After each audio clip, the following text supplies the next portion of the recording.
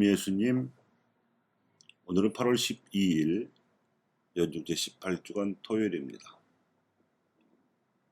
겨자씨 하늘만한 믿음이라는 제목으로 강론 말씀을 드리겠습니다. 오늘 독서는 유다인들이 안식일 저녁마다 가족이 한데 모여서 기도하는 말씀으로서 앞머리에 나오는 짧은 문장을 따서 히브리어로 쉐마 이스라엘이라고 부르는 유명한 대목이었습니다. 이스라엘아 들어라. 주 우리 하느님은 한 분이신 주님이시다. 너희는 마음을 다하고 목숨을 다하고 힘을 다하여 주 너희 하느님을 사랑해야 한다. 이러한 유대교의 기도 전통에서 우리가 배워야 할 점은 이것입니다. 신앙은 무슨 취미생활처럼 개인의 자유와 선택에 맡겨 있는 것이 아니라 가문의 전통이며 가정의 문화라는 것입니다.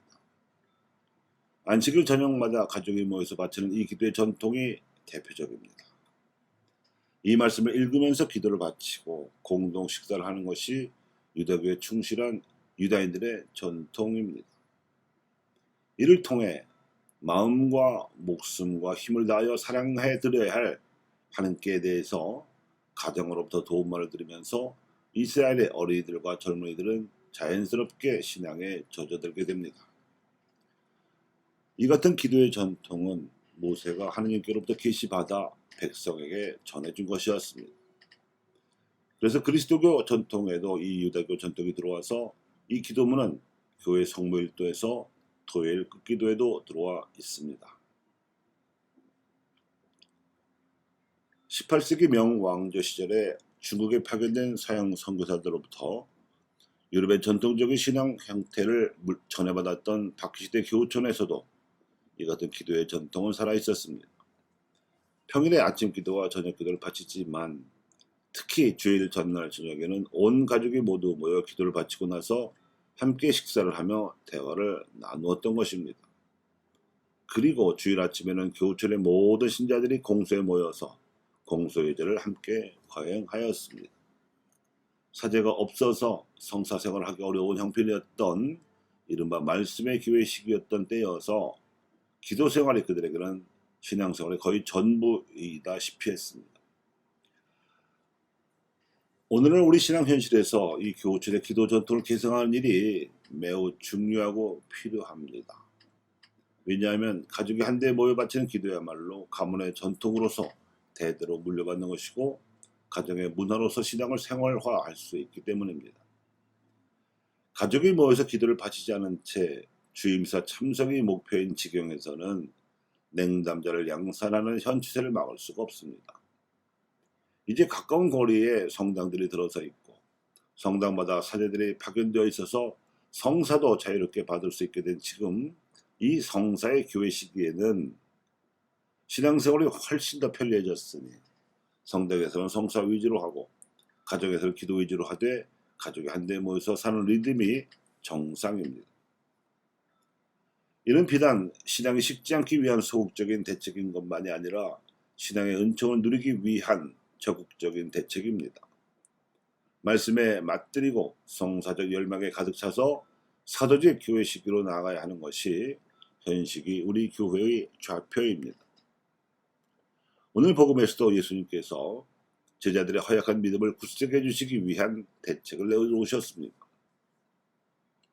예수님께서 세 제자와 함께 타볼산에 오르시어 거룩한 변모의 기적을 일으키시는 동안 나머지 제자들은 산 아래에 모여 있었는데 마귀들이여 고생하는 아들을 둔 아버지가 찾아와서 도움을 청했지만 제자들은 아무 도움도 주지 못했습니다.